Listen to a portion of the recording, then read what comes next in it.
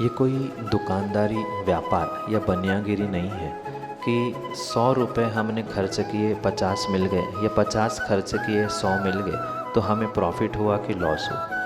ये मात्र संख्या पर निर्धारित नहीं करता, अपितु जीवों के भावों पर यह निर्धारित करता है कि उसको पुण्य का फल मिलेगा कि पाप का फल मिलेगा। ऐसा भी हो सकता है कि आपने 100 प्रकार का पुण्य किया या 100 पुण्य माने और 50 भी आप पाप मान रहे हैं, तो ज़रूरी नहीं है कि 50 का पुण्य रूपी फल आपको मिले। क्योंकि माना कि उस 50 में से एक ऐसा पाप था, इतना घोर पाप था कि वो 100 पुण्य को नहीं 500 पुण्य को लेके जाने वाला था। ये मात्र संकेतों में संख्या में समझने का प्रयास करें, जबकि कोई ऐसा रुपयों पैसों जैसा इसका हिसाब नहीं होता है।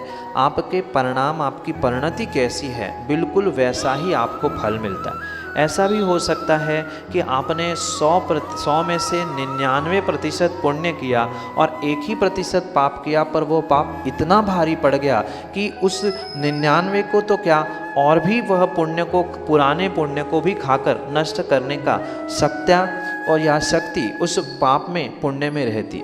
या इससे विपरीत ऐसा भी हो सकता है, जैसे अधिकांश रूप से देखने में आता है, जीव के पिछले इतने तीव्र पुण्य कर्म का उदय चलता है और वर्तमान में उसने सैकड़ों नहीं हजारों पाप भी किए, तो वह पुराने पुण्य के साथ वह बिल्कुल ऐसे समा जाते हैं कि उनका पापोदय दिखने में ही नहीं आता।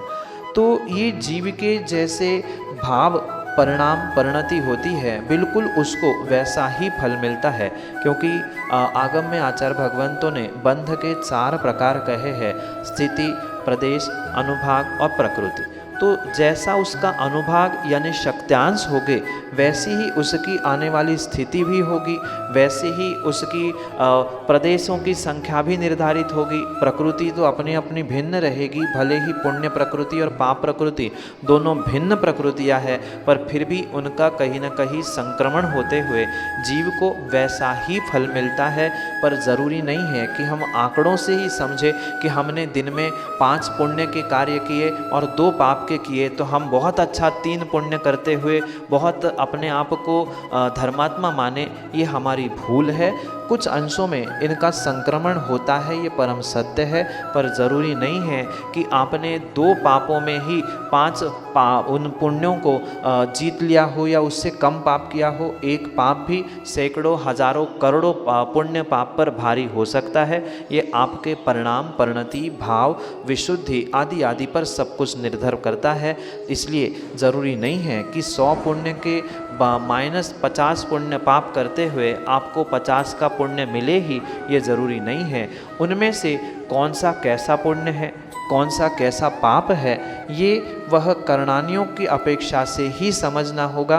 कौन से प्रकृति का कैसा उदय आता है, वह स्वमुख से उदय में आती है कि दूसरे के निमित्त से उदय में आती है, ये जब तक करणानियों का यथार्थ निर्णय नहीं किया जाएगा तब तक इसका गणित वास्तविक नहीं कहा जा सकता। पर यह गणित होता है, पर कितने अंशों में कैसा फल देगा, क्या पुण्य उदय में आएगा कि पाप फलीभूत होगा, ये तत्क्षण तत्काल उस व्यक्ति के परिणाम परिणति पर ही निर्भर करता है। अनुभाग बंध, प्रदेश बंध आदि की अपेक्षा से ही तय किया जा सकता है। यही आपके लिए सम्यक समझ।